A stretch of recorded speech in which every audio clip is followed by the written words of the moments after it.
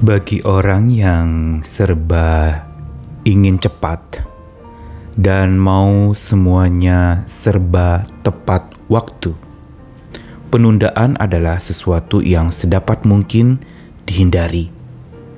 Penundaan adalah sesuatu yang juga tidak disukai. Karena ketika seseorang ingin semua serba cepat, penundaan itu menjadi memperlambat. Begitu juga ketika seseorang ingin semuanya serba tepat waktu, maka penundaan itu tentu saja mengecewakan. Dianggap ngaret, dianggap mengapa tidak terjadi sesuai dengan waktu atau schedule yang sudah ditentukan. Namun sesungguhnya, bila kita berbicara tentang penundaan rejeki atau berkat yang dari Tuhan, ini memaknakan kepada kita satu pesan yang penting, bahwa bila itu dilakukan oleh Tuhan, sengaja menunda memberikan rezeki kepada kita, tentunya bukan tanpa maksud. Tuhan melakukan sesuatu, semuanya punya alasan. Dia mengerjakannya dengan kekuatan kuasanya demi pertumbuhan iman para pengikutnya. Dan karena itu, bila misi Tuhan adalah demi pertumbuhan iman, bukankah pengujian iman itu menjadi penting untuk seseorang, termasuk di dalam menantikan hadirnya rejeki atau berkat? Banyak orang yang mengalami dan merasa rezekinya seret, tidak lancar, sulit, dan ini menyisakan sebuah keluhan yang panjang dan banyak komplain dan kecewa yang tak habis-habisnya. Mereka lupa bahwa sumber rezeki itu adalah Tuhan sendiri.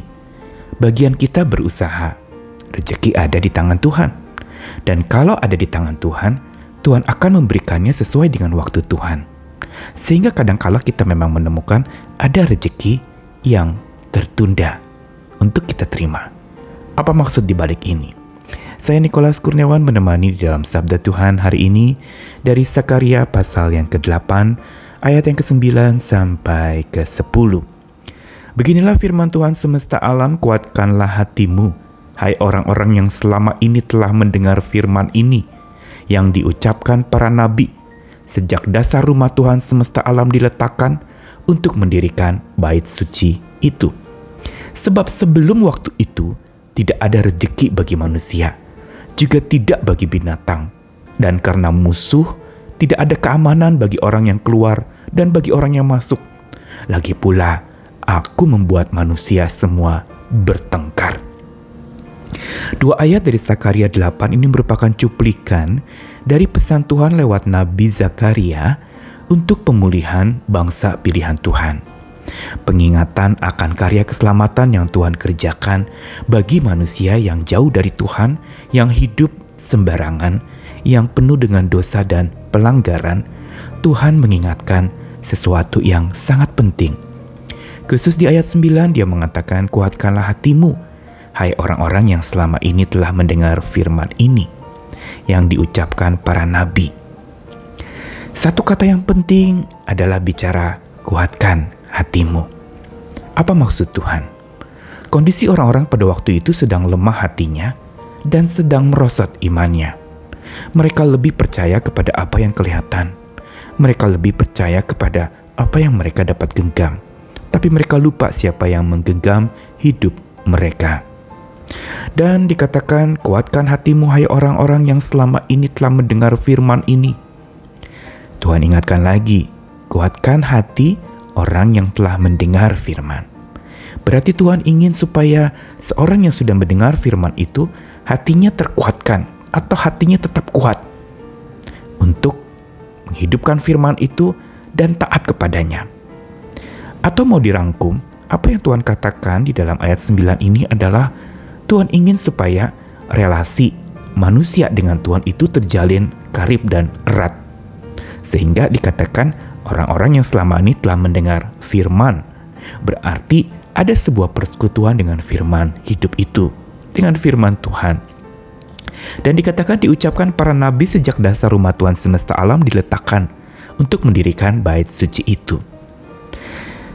Pendirian bait suci pada zaman itu adalah sebuah momen yang penting di mana orang-orang dipanggil untuk beribadah ke bait suci itu di Yerusalem. Dan jangan lupa surat Zakaria ini melalui Nabi Zakaria ini adalah surat yang ditujukan kepada orang-orang yang notabene di Yerusalem. Banyak sebutan tentang Yerusalem dalam kitab Zakaria. Sehingga pendirian bait suci di Yerusalem sebenarnya panggilan untuk orang-orang datang menghadap Tuhan senantiasa. Menjadi satu kewajiban sekaligus juga kekaripan dengan Tuhan terbangun lewat adanya bait suci. Lambang kehadiran Tuhan yang mana umat Tuhan berkumpul, bersekutu dan beribadah. Dan ini menjadi satu panggilan yang penting, yang bila tidak dipenuhi, yang bila tidak dilakukan dengan menguatkan hati setelah mendengar firman, dan lalu kemudian beribadah kepada Tuhan, taat kepada Tuhan, jalin relasi dengan Tuhan, maka dikatakan sebelum semuanya itu tidak akan ada rejeki bagi manusia. Dengan kata lain bahwa Tuhan seolah memang menunda rejeki itu diberikan sebelum mereka jadi kuat hatinya, sebelum mereka mendengar firman Tuhan, sebelum mereka beribadah kepada Tuhan. Dan dengan perkataan sebelum waktu itu tidak ada rejeki bagi manusia, berarti Tuhan ingin justru setiap orang-orang yang ada, umat pilihan Tuhan itu mengutamakan relasi dengan Tuhan di atas rejeki yang mereka kejar dan mereka harapkan di dalam hidup untuk penghidupan mereka. Tuhan ingin membawa mereka kepada sebuah kehidupan yang bukan sekedar bicara penghidupan atau kebutuhan sehari-hari, tapi sebuah kehidupan yang panjang, yaitu kehidupan yang bersama dengan Tuhan yang kekal itu. Dan bila seseorang itu tidak punya relasi yang karib dengan Tuhan dan juga tidak ada ketaatan yang dalam kepada Tuhan, melakukan apa yang Tuhan minta, maka saat itu rejeki pun belum dicurahkan oleh Tuhan. Dengan kata lain, Tuhan menunda pemberian rejeki itu sebelum manusia bertobat. Tuhan menunda supaya seseorang itu bisa datang kepada Tuhan, bertobat, menjadi makin dekat. Karena bila itu belum terjadi, maka di bagian ayat akhir ayat 10 dikatakan, Aku membuat manusia semua bertengkar. Atau dengan kata lain, Tuhan melihat bahwa manusia akan saling bertengkar ketika relasi dengan Tuhan dilupakan.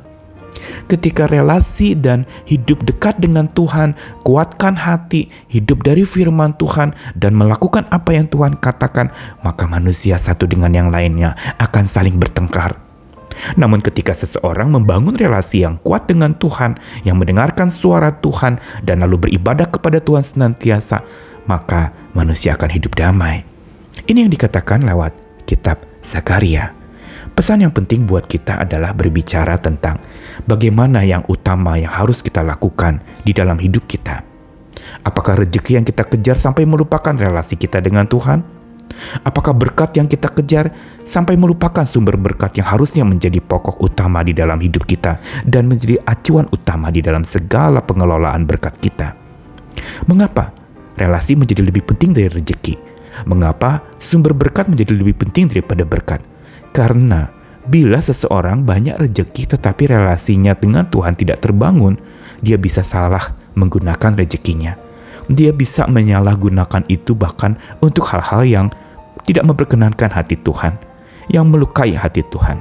Karenanya betapa pentingnya kita lebih dulu membangun relasi yang makin dekat dengan Tuhan dan taat sepenuhnya kepada Tuhan, taat sepenuh hati melakukan apa yang Tuhan katakan. Karena sebelum itu semua terjadi, jangan heran kalau Tuhan sengaja menunda memberi rezeki supaya kita membangun relasi yang baik dengan Tuhan, dengan sesama, dan yang pasti juga dengan diri kita sendiri. Mari kita sandari Dia sebagai andalan utama dalam hidup kita. Mari kita sandari Dia sebagai kekuatan utama yang membuat hati kita tetap kuat, dekat, penuh dengan tobat dan ketaatan. Karena dari itu semualah berkat akan tercurah buat kita. Mari datang kepada Tuhan, hidup selalu dekat kepadanya, dan semangat lagi Tuhan mengasihi kita, dan biar pola pikir imani ini boleh terus tertanam di dalam jiwa kita. Amin.